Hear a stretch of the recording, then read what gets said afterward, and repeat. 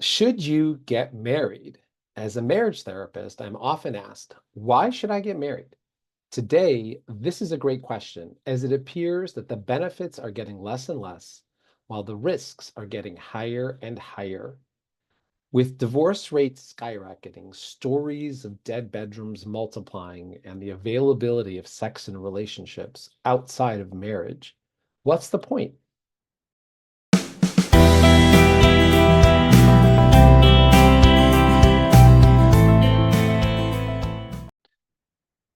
Hello, my name is David Feldman, a licensed marriage therapist. Welcome to my channel and to my Twitter space. Let's dive into this question and uncover the secrets to a great marriage. So, should you get married? In the end, my response is as follows. I believe in marriage for those who believe in marriage. Meaning, if you have a solid definition of marriage and you have a desire to be married, then marriage can be for you. And it's also important, of course, to find somebody who shares your understanding of marriage and your desire to be married. Understanding why you two should marry and having a committed life and a shared life together, and the will and the desire for you two to accomplish this incredible goal as one. When you throw kids into the mix, etc., there's no comparison to a life that's shared with another person, man and woman, and overcoming the hurdles and challenges of being, creating and building a family, creating and building a legacy together. But there is a little bit of a catch that's important to understand about marriage, just in general. And this, I think, is really pertinent to today more than ever. Marriage, by its very nature, is a traditional institution, meaning there was a time before there was marriage. And along came, some people say the Bible. We see some of the first marriages are in the stories of Abraham and Sarah and Isaac and his wife, and created the institution of marriage. So I like to say that if you want the benefits of marriage, you have to play by its rules. Marriage is a traditional institution. So therefore, if you want the outcomes of marriage, lifetime commitment, and a very, very, an incredibly close relationship with a woman or a husband, always being there for each other, the support, the connection, the trust, the vulnerability, the intimacy. If you want all that, then you have to play by its rules. And today we see that people are trying to redefine marriage in so many different ways, whether it's open marriage or swingers, or people talk about something called serial monogamy, or they try to create a marriage-like relationship without actually getting married, right? There's so many different ways that people are trying to skin this cat. And in general, we see that it doesn't work. And not only does it not work, but it's almost like gaslighting, because it leads people to believe, and many times they're women, it leads people to believe that you can get these outcomes, you can achieve your end result, the goals that you really want, but without playing by the rules, right? And unfortunately, this is very misleading. And in my opinion, a large reason why marriage today has seen such devastation, why so many people don't trust marriage, because you have people who are doing marriage or claiming that they're doing marriage, but they're not actually following the rules of marriage, right? And when this happens, then it gives a bad name to actual marriage, to people who are committed to their vows and to their values of marriage, and brings the whole thing down. So let's talk a little bit about what makes a great marriage. What are some of those values? What are some of these traditional values, right? Now, when I say traditional, it doesn't mean you have to go back to the 50s. It doesn't mean you have to go back to the 17th century. It, it's talking about the values that we have in a great marriage. What are some of them? Well, if you follow my feed on Twitter, you know that my number one rule for a successful marriage is commitment. Commitment is the foundation of marriage. Why is what some people say, oh, but you have to be in love. And that's true, you do have to be in love. Or maybe you have to be religious or something like that. All these things are important, they all benefit. But commitment is, at the end of the day, the ingredient, the force that keeps you together, right? Once I decide that it's ride or die, then my escape hatches become closed and I'm able to find solutions. I see this in therapy all the time. Couples who come to me and say, oh, well, divorce isn't an option, so we're here to figure out how to make this work. Those couples have a much higher success rate and somehow find a solution to their problems. It's not always utopia, right? Some marriages are more difficult than others, and that's just by nature, right? Not everyone can have like this peaceful, harmonious marriage. That's just not possible. But yet, even those who struggle, when they're committed, they have much better outcomes because they have to make it happen. Leaving isn't an option, right? Couples that come to me and try to figure out whether they want to stay married or whether they want to get married or whether they're even committed to each other anymore, they really struggle because the opposite of them working on their marriage and finding a solution is to just walk out the door. And that's oftentimes that appears to be easier. So commitment is the first one. And I want to make a distinction in the word commitment.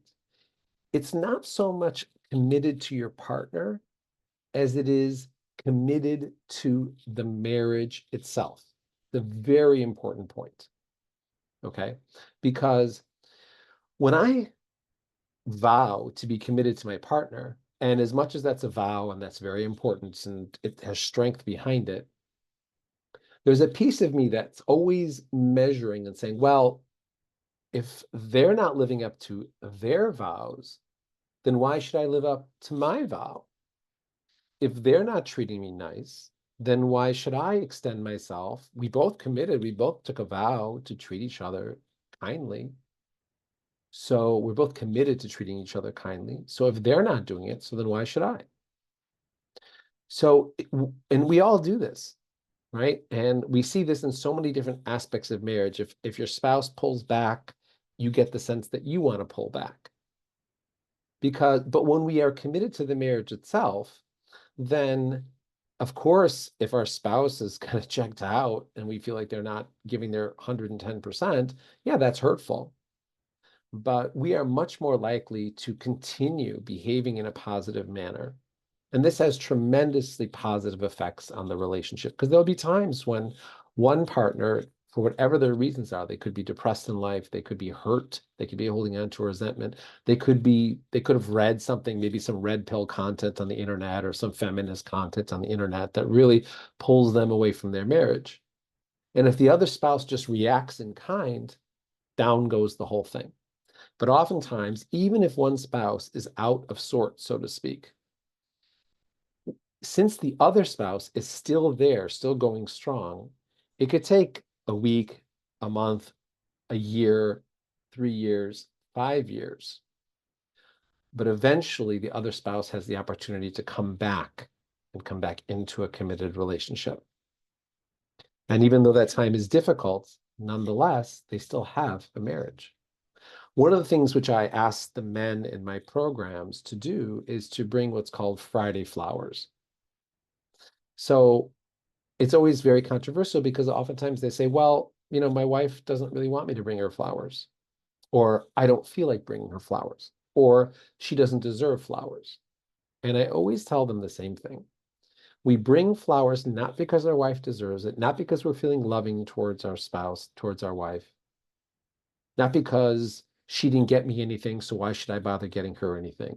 We bring Friday flowers because that's something we do as a husband in a marriage. In a good marriage, a husband brings his wife flowers. That's something that I made up. But the idea is that we're practicing, exercising our commitment to our marriage itself. So whether she likes them or not, or whether she takes them and throws them in the garbage can, which has definitely happened, or whether he feels like it or not, or whether they just had a fight. Friday afternoon comes, he comes home with, $15 to $25 worth of flowers, puts it on the table, boom. That's what the marriage deserves. That's called being committed to your marriage. It's the same thing with other aspects of marriage as well. Okay, the second major ingredient, that the second value that is part of what's called a traditional marriage, or a good marriage, or a great marriage in this case, is positivity. Now, what do I mean by positivity? It doesn't mean that you're singing Dixie all the time. It doesn't mean that you can't get depressed about things, but positivity, goodwill towards our partner. We always have to keep in mind that our partner chose us, that they love us, that they see good things in us. They believe in us. It may be buried right now, but we always have to believe that not only did we choose our partner, but they also chose us, right? And this is best expressed in appreciation and gratitude. This is a foundation of a great marriage, and it's a lifelong work. Okay, it's not something that you achieve. Oh, now I've reached the level of appreciating my spouse.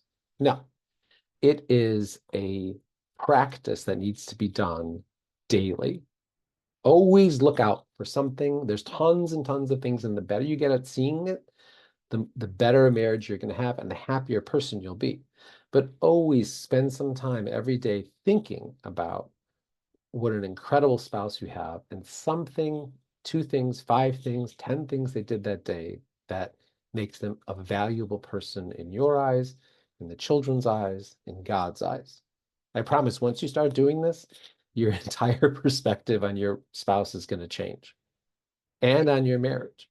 You will be positive, and that will infect in a positive way your entire relationship. So that's a second major ingredient in having a great marriage.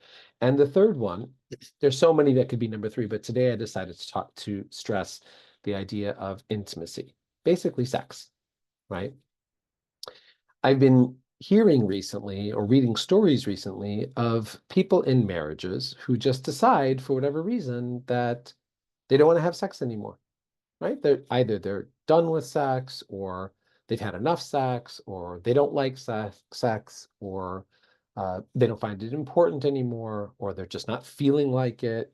And again, I'm not talking about an individual incident that could happen to anybody, and of course, we must be the utmost respectful to each other. But as a general rule inside of a marriage, right, we have to commit to being together intimately. This is a foundation. And marriage is that individuals who go into marriage not knowing this, not understanding this, not committing to it, right, are literally sinking their own marriages. Right? Very rare do I ever find a situation where both people just completely decide they don't want to have sex anymore and they live happily ever after. Right? Of course, if only one person decides that, it's a total disaster. Right? Intimacy is the way that our two physical bodies connect the deepest in the most physical way. Right? And that's is a representation of our spirit, of our souls joining together as one, which is ultimately the purpose of marriage. Right? This is the defining act that makes us married. Right? You can do anything else that you can do in marriage, you can do outside of marriage, except intimacy. Right? And that's the main thing. When somebody says you cheated on me, they're talking not you cheated because you bought another woman a diamond ring. That would be really weird, but let's just say you did that. That's wrong and you shouldn't do that. But the ultimate in cheating is physical intimacy, which means that physical intimacy is one of the most defining aspects of what makes a marriage. And we have to be committed to it. And this concept of dead bedrooms is really a plague amongst marriages today. Okay. So these three things: commitment, goodwill, meaning positivity and trust and appreciation, and intimacy. These are three very important foundational principles, values, practices that are necessary to have a fantastic marriage. And if these are three things that you're committed to, there's a really good chance that you too can have a wonderful marriage.